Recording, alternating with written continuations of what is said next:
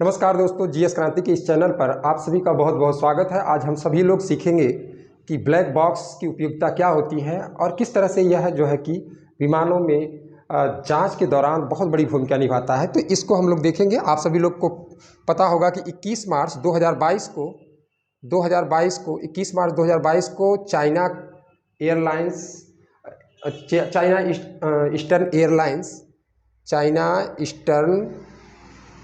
Eastern airlines का एक विमान, यात्री विमान दुर्घटनाग्रस्त हो गया, जिसका नाम रहा बोइंग 737-800। और कहा जा रहा है कि इसमें कई यात्री मारे गए। चलिए, अब देखिएगा, ऐसी दुर्घटनाएं प्रायः होती रहती हैं, विमानों में इस तरह की दुर्घटना होती है और ब्लैक बॉक्स से जो डाटा एकत्रित करते हैं उसका विश्लेषण करके ये बचने का प्रयास करते हैं कि आगे इस तरह की दुर्घटना या घटना न होने पाए, उस पर होता है। तो सबसे पहले हम लोग समझेंगे कि ये जो हुआ है, ऐसा नहीं है कि इस तरह का कोई पहला घटना हुआ है, बल्कि जब से विमान वायु मार्ग से लोग यात्रा कर रहे हैं तो कई बार ऐसी घटनाएं हुई। अगर हम बात करें इससे पहले की कि शुरुआत इसकी कब से होती है, मानी जाती है, तो 1950 के दशक से पूर्व सूचनाओं का या किन कारणों से दुर्घटनाग्रस्त हुआ जहाज विमान, इसका पता लगाना बड़ा कठिन होता था। इसका पता लगाना बहुत ही कठिन होता था। लेकिन एक ऑस्ट्रेलियाई जो है कि वैज्ञानिक रहे, जिनका नाम आप सभी लोग याद रखिएगा, डेविड वारेन, जिनके द्वारा कहा जा रहा है कि इसका उन्होंने आविष्कार किया। तो हम आप सभी को बताना चाहेंगे 21 मार्च 2022 को दोपहर को चाइना ईस्टर्न एयरलाइंस का एक विमान बोइंग 737-800 जो दुर्घटनाग्रस्त हो गया, इसमें कई यात्रियों की मौत हो गई। और अगर बात की जाए 1950 से पूर्व, तो विमान दुर्घटना जो होती थी, क्रैश कर जाते थे, तो किन कारणों से क्रैश करते थे, ये जानकारी नहीं प्राप्त हो पाती थी। और यही कारण होता था कि आगे चलकर उनके संदर्भ में किस तरह का एहतियात बरता जाए, इन सब चीज़ों से वो वंचित रह जाते थे। लेकिन जब ऑस्ट्रेलियाई वैज्ञानिक डेविड वार्नर के द्वारा इसका आविष्कार किया गया, तो इसका महत्व बहुत ज़्यादा बढ़ गया। इसका महत्व इतना अधिक बढ़ गया कि अब जो है कि अगर ब्लैक बॉक्स को पा जाते हैं लोग, तो उससे 10-15 दिन में जानकारी एकत्रित कर लेते हैं और एकत्रित करने के बाद ये पता लगा लेते हैं कि आखिर किन कारणों से विमान दुर्घटनाग्रस्त हुआ या क्रैश हुआ, ये चीज़ें। तो आप लोगों को बता दें कि इसको समझने के लिए, ब्लैक बॉक्स को समझने के लिए हम थोड़ा सा सामान्य चीज़ जान लेते हैं, उसके बाद आसानी से हम लोग को समझ में आ जाएगा। तो आप सभी को बता देना चाहेंगे कि ब्लैक बॉक्स जो होता है, नाम से अगर हम देखें तो नाम से इसका किसी भी प्रकार का मेल नहीं खाता है। ब्लैक माने काला होता है और बॉक्स माने तो जान ही रहे सभी लोग किस तरह का बॉक्स होता है। लेकिन ना ही ये ब्लैक होता है, ना ही बॉक्स होता है। पहला चीज़ तो ये जान लीजिएगा। ये उच्च दृश्यता हेतु, मतलब स्पष्ट दिखाई दे, कहीं पर भी रहे स्पष्ट दिखाई दे, और इसमें से अल्ट्रा वायलेट सिग्नल, क्योंकि अगर जल के अंदर भी, काफ़ी अंदर भी चला जाता है, तो ये तरंगों के माध्यम से और सिग्नल के माध्यम से ये जानकारी हमेशा देता रहता है। ये 30 दिनों तक काम करता है, जब तक, मतलब 30 दिनों तक इसको बिजली की कोई भी ज़रूरत नहीं होती है। 30 दिनों तक काम करेगा, उसके बारे में हम लोग चर्चा करेंगे। तो हम आप सभी को बता दें कि ब्लैक जो होता है, ना तो ये ब्लैक होता है, काला भी नहीं होता है। होता किस रंग का है? ये नारंगी रंग का, और धधकता हुआ नारंगी कहा जाता है कि धधकता हुआ नारंगी होता है ताकि आसानी से देखा जा सके, कहीं पर भी हो, पड़ा हो तो आसानी से देखा जा सके। बॉक्स के आकार का नहीं होता है, बल्कि कंप्रेसर के आकार का होता है। दूसरी बात, ये बॉक्स का आकार का नहीं होता है, कंप्रेसर के आकार का होता है। अब ये होता किस चीज़ का बना होता है? यह इसका ये जो बना होता है, जो इसका इंटरफेस होता है, जो चेसिस होती है, जो इनका इंटरफेस होता है, अगर देखा जाए तो यह कई परतों में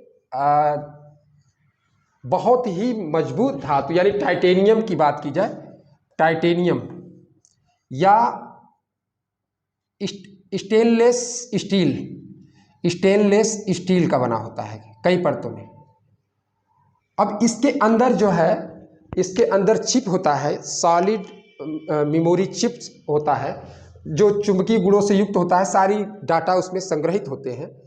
इसके पहले कहा जाता था कि इसमें पन्नी लगा दिया जाता था या पतले पतले तार होते थे जिसमें बहुत ज़्यादा डाटा एकत्रित नहीं हो पाता था। पहले की बात, शुरुआत, इसमें बाद में मॉडिफाई किया गया इसे और उसमें जो है कि सॉलिड मेमोरी चिप लगाया जाता है। अच्छा, ये तो समझ गए सभी लोग कि ब्लैक बॉक्स में सारी डेटा जो है संग्रहित होते हैं और उसी के माध्यम से, उसी के विश्लेषण से जान पाते हैं लोग कि आखिर किन कारणों से जो है कि ये विमान दुर्घटनाग्रस्त हुआ, इसके बारे में लोग जान पाते हैं। अब हम लोग देखेंगे कि अगर मान लीजिए विमान है और हम लोग बात करें, विमान के संदर्भ में बात करें, तो कुछ ब्लैक बॉक्स में, ब्लैक बॉक्स जो होता है, हाँ एक चीज़ और बता देना चाहते हैं, ये कई परतों में जो टाइटेनियम में स्टेनलेस स्टील होता है जो लगाया गया रहता है, अंदर के चॉपर एक तरह से कहा जाए जो भी उपकरण है सुरक्षित रहे, इसलिए क्योंकि कहा जाता है कि यह 1 घंटे तक 10,000 सेंटीग्रेड, 10,000 सेंटीग्रेड डिग्री तापमान पर भी यह सुरक्षित होता है।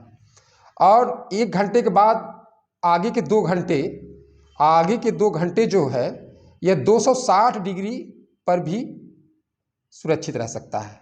यहाँ पर बड़ा मतलब इसका मतलब कि ब्लैक बॉक्स जो होता है बहुत ही सॉलिड होता है, मजबूत होता है। इसका वजन लगभग होता है 1 पाउंड, 10.5 पाउंड का होता है, 4.5 किलो का, 4.5 किलो का होता है ये वजन इसका। और ये जहाज में आगे और पीछे दोनों जगह लगाया रहा है।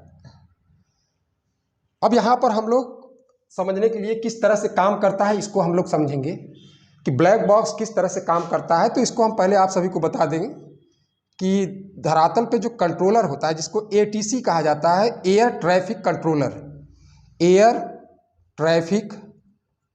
ट्रैफिक कंट्रोलर जो होता है, कंट्रोलर जो होता है ये क्या करता है कि वायुयान के टेक ऑफ टेक ऑन करने में, इसको मार्ग निर्देशन में, सारी चीज़ों में इसकी काफ़ी भूमिका होती है। इसमें बहुत से कर्मचारी अधिकारी मिल करके काम करते हैं। और अगर अब बात करें हम लोग कि ब्लैक बॉक्स में 2 चीज़ें होती हैं, एक होता है flight data recorder, flight data recorder होता है, और दूसरा होता है कॉकपिट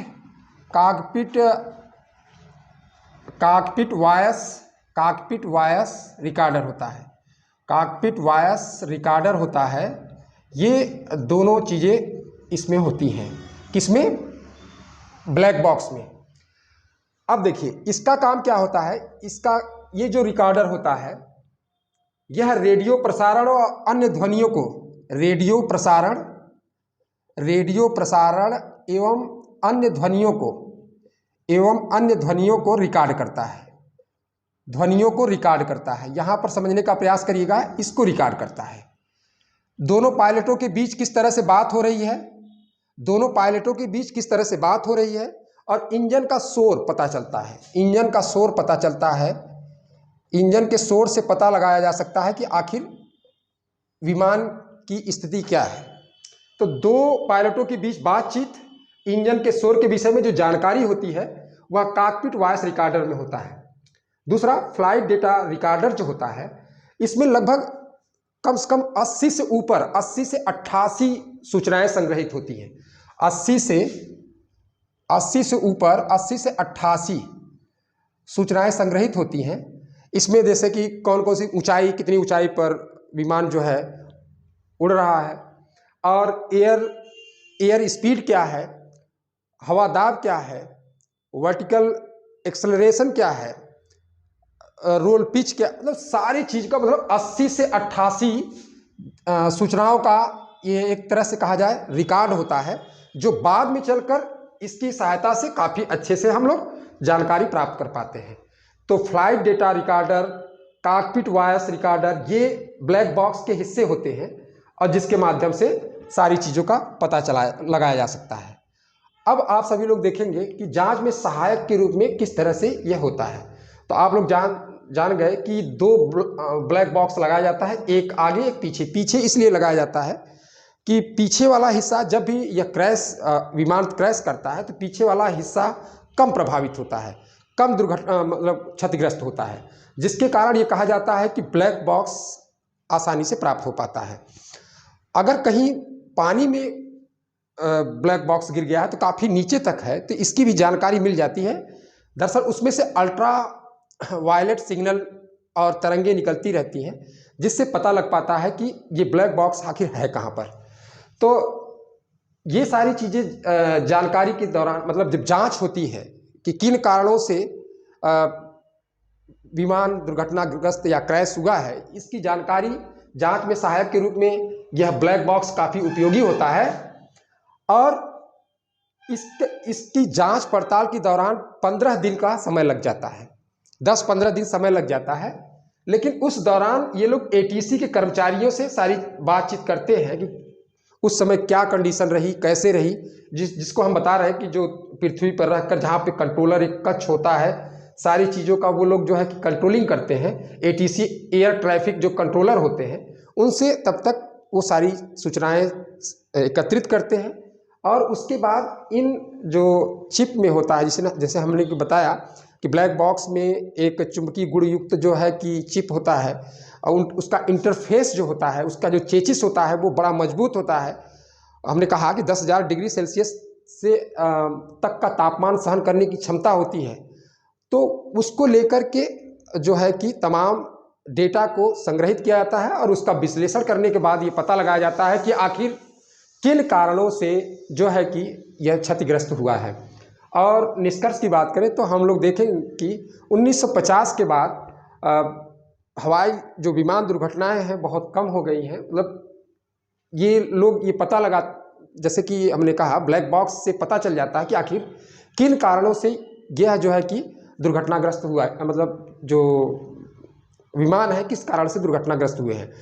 तो इनसे एहतियात बरतने के लिए फिर दोबारा इस तरह की गलती न होने पाए, या अगर कोई ऐसी कंडीशन आ जाती है कि वहाँ पर विमान क्षतिग्रस्त होने की संभावना है तो उसमें क्या एहतियात बरता जा सकता है, ये सारी चीज़ें जो है कि इस ब्लैक बॉक्स के माध्यम से काफ़ी ज़्यादा यह जो है कि काफ़ी ज़्यादा सहूलियत मिली है, दुर्घटनाएं कम हुई हैं। लेकिन आप सभी लोग देखें जो है कि आज भी जो है कि कई, अभी चाइना का हुआ है, इसके पहले जो है कि हमारे देश में हेलीकॉप्टर की दुर्घटना हुई थी जिसकी जांच चल रही है, जो हमारे देश के CDS बिपिन रावत जी की उस समय उस दौरान मौत हो गई। तो इस तरह से हम लोगों ने देखा कि ब्लैक बॉक्स किस तरह से काम करता है। तो आप सभी लोग इसको देख लीजिएगा, ये नारंगी रंग का होता है, यह बॉक्स भी नहीं होता है बल्कि एक कंप्रेसर के आकार का होता है, यह काला नहीं होता है, ये काफ़ी धधकता हुआ नारंगी होता है ताकि आसानी से लोग देख सकें। टाइटेनियम का बना होता है और कहा यह जाता है कि इसमें रिकॉर्डर होते हैं, कॉकपिट वॉइस रिकॉर्डर, दो पायलटों के बीच की बातें और इंजन की आवाज़, ये सारी चीज़ें, और फ्लाइट डेटा रिकॉर्डर में सारी चीज़ें संग्रहित होती हैं।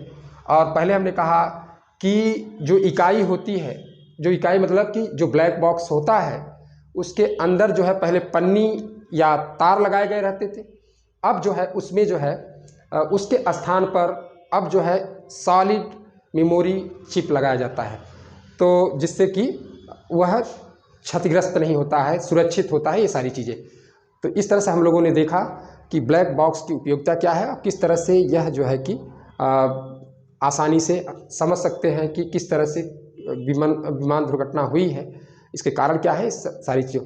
तो नमस्कार, जय हिंद, जय भारत। आप सभी लोगों को अच्छा लगा हो तो बिल्कुल जो है कि आप लाइक ज़रूर कर दीजिएगा और ज़्यादा से ज़्यादा शेयर करिए।